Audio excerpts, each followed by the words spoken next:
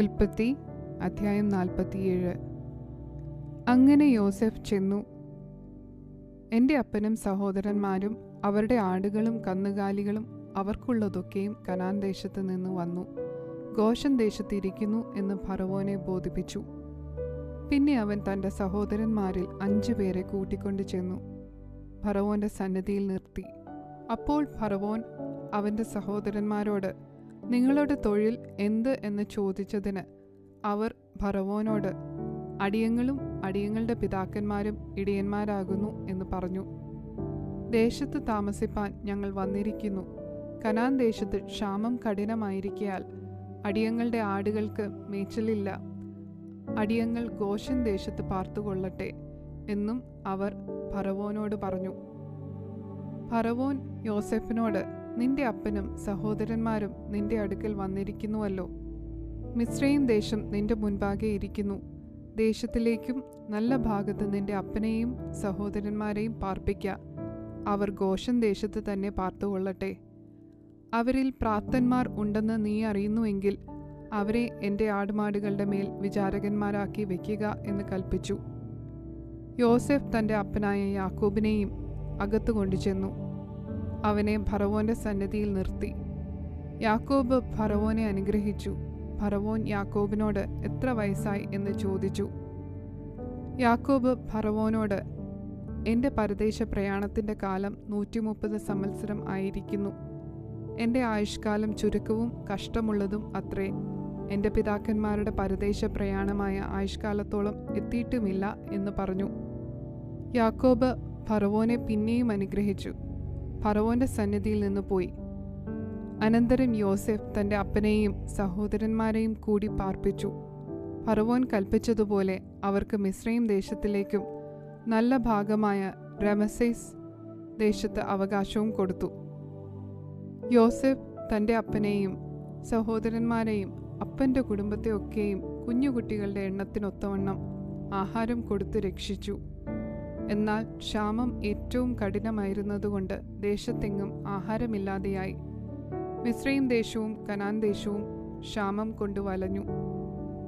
ജനങ്ങൾ വാങ്ങിയ ധാന്യത്തിന് വിലയായി. യോസെഫ് മിസ്രയീം ദേശത്തും കനാൻ ദേശത്തുമുള്ള പണമൊക്കെയും ശേഖരിച്ചു. പണം യോസെഫ് ഫറവോൻ്റെ ഗൃഹത്തിൽ കൊണ്ടുവന്നു. മിസ്രയീം ദേശത്തും കനാൻ ദേശത്തും പണമില്ലാതെയായപ്പോൾ മിസ്രയീമ്യരൊക്കെയും യോസെഫിൻ്റെ അടുക്കൽ ചെന്നു. ഞങ്ങൾക്ക് ആഹാരം തരണം. ഞങ്ങൾ നിന്റെ മുൻപിൽ കിടന്ന് മരിക്കുന്നത് എന്തിന്? പണം തീർന്നുപോയി എന്ന് പറഞ്ഞു. അതിന് യോസെഫ് നിങ്ങളുടെ ആടുമാടുകളെ തരുവീൻ. പണം തീർന്നുപോയെങ്കിൽ നിങ്ങളുടെ ആടുമാടുകളെ വിലയായി വാങ്ങി ഞാൻ തരാം എന്ന് പറഞ്ഞു. അങ്ങനെ അവർ തങ്ങളുടെ കന്നുകാലികളെ യോസെഫിൻ്റെ അടുക്കൽ കൊണ്ടുവന്നു. കുതിര, ആട്, കന്നുകാലി, കഴുത എന്നിവയെ യോസെഫ് വിലയായി വാങ്ങി അവർക്ക് ആഹാരം കൊടുത്തു. ആ ആണ്ടിൽ അവരുടെ കന്നുകാലികളെ എല്ലാം വാങ്ങി ആഹാരം കൊടുത്ത് അവരെ രക്ഷിച്ചു. ആ ആണ്ട് കഴിഞ്ഞു പിറ്റേ ആണ്ടിൽ അവർ അവൻ്റെ അടുക്കൽ ചെന്ന് അവനോട് പറഞ്ഞത്, ഞങ്ങളുടെ പണം ചെലവായി, മൃഗക്കൂട്ടങ്ങളും യജമാനന് ചേർന്നു. ഞങ്ങളുടെ ശരീരങ്ങളും നിലങ്ങളുമല്ലാതെ യജമാനൻ്റെ മുൻപാകെ ഒന്നും ശേഷിപ്പില്ല എന്നുള്ളത് യജമാനനെ ഞങ്ങൾ മറയ്ക്കുന്നില്ല. ഞങ്ങളും ഞങ്ങളുടെ നിലവും നിന്റെ കണ്ണിനു മുൻപിൽ എന്തിനു നശിക്കുന്നു? നീ ഞങ്ങളെയും നിലത്തെയും ആഹാരത്തിന് വിലയായി വാങ്ങണം. ഞങ്ങൾ നിലവുമായി ഫറവോന് അടിമകൾ ആകട്ടെ. ഞങ്ങൾ മരിക്കാതെ ജീവനോടിരിക്കേണ്ടതിനും നിലം ശൂന്യമായി പോകാതിരിക്കേണ്ടതിനും ഞങ്ങൾക്ക് വിത്ത് തരണം. അങ്ങനെ യോസെഫ് മിസ്രയീമിലെ നിലമൊക്കെയും ഫറവോന് വിലയ്ക്ക് വാങ്ങി. ക്ഷാമം പ്രബലപ്പെടുകകൊണ്ട് മിസ്രയീമ്യർ തങ്ങളുടെ നിലം വിറ്റു. നിലമെല്ലാം ഫറവോന് ആയി.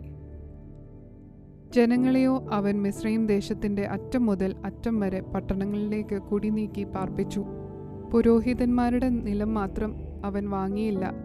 പുരോഹിതന്മാർക്ക് ഫറവോൻ അവകാശം കൽപ്പിച്ചിരുന്നു. ഫറവോൻ അവർക്ക് കൊടുത്ത അവകാശം കൊണ്ട് അവർ ഉപജീവനം കഴിച്ചതിനാൽ അവർ തങ്ങളുടെ നിലം വിറ്റില്ല. യോസെഫ് ജനങ്ങളോട്, ഞാൻ ഇന്ന് നിങ്ങളെയും നിങ്ങളുടെ നിലത്തെയും ഫറവോന് വിലയ്ക്ക് വാങ്ങിയിരിക്കുന്നു. നിങ്ങൾക്ക് വിത്ത് ഇതാ, നിലം വിതച്ചു കൊൾവീൻ. വിളവെടുക്കുമ്പോൾ നിങ്ങൾ ഫറവോന് 1/5 കൊടുക്കണം. 4 ഓഹരിയോ വിത്തിന് വിത്തായിട്ടും നിങ്ങൾക്കും നിങ്ങളുടെ വീടുകളിലുള്ളവർക്കും നിങ്ങളുടെ കുഞ്ഞുകുട്ടികൾക്കും ആഹാരമായിട്ടും നിങ്ങൾക്ക് തന്നെ ഇരിക്കട്ടെ എന്ന് പറഞ്ഞു. അതിന് അവർ, നീ ഞങ്ങളുടെ ജീവനെ രക്ഷിച്ചിരിക്കുന്നു. യജമാനന് ഞങ്ങളോട് ദയയുണ്ടായാൽ മതി, ഞങ്ങൾ ഫറവോന് അടിമകളായി കൊള്ളാം എന്ന് പറഞ്ഞു. 5 ഫറവോന് ചെല്ലണം എന്നിങ്ങനെ യോസെഫ് മിസ്രയീമിലെ നിലങ്ങളെ സംബന്ധിച്ചു വെച്ച ചട്ടം ഇന്നുവരെയും നടപ്പാകുന്നു. പുരോഹിതന്മാരുടെ നിലം മാത്രം ഫറവോന് ചേർന്നിട്ടില്ല. ഇസ്രായേൽ മിസ്രയീം രാജ്യത്തിലെ ഗോശൻ ദേശത്ത് പാർത്തു. അവിടെ അവകാശം സമ്പാദിച്ച് ഏറ്റവും സന്താനപുഷ്ടിയുള്ളവരായി പെരുകി വന്നു. യാക്കോബ് മിസ്രയീം ദേശത്ത് വന്നിട്ട് 17 സംവത്സരം ജീവിച്ചിരുന്നു. യാക്കോബിന്റെ ആയുഷ്കാലം ആകെ 147 സംവത്സരമായിരുന്നു. ഇസ്രായേൽ മരിപ്പാനുള്ള കാലം അടുത്തപ്പോൾ അവൻ തൻ്റെ മകനായ യോസേഫിനെ വിളിപ്പിച്ചു. അവനോട്, നിനക്ക് എന്നോട് കൃപയുണ്ടെങ്കിൽ നിന്റെ കൈ എൻ്റെ തൊടിയിൽ കീഴിൽ വയ്ക്കുക.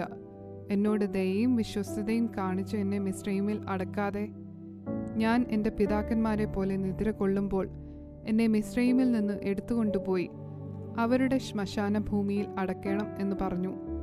നിന്റെ കൽപ്പന പ്രകാരം ഞാൻ ചെയ്യാം എന്നവൻ പറഞ്ഞു. എന്നോട് സത്യം ചെയ്യുക എന്നവൻ പറഞ്ഞു. അവൻ സത്യവും ചെയ്തു. അപ്പോൾ ഇസ്രായേൽ കട്ടിലിൻ്റെ തലയ്ക്കൽ നമസ്കരിച്ചു.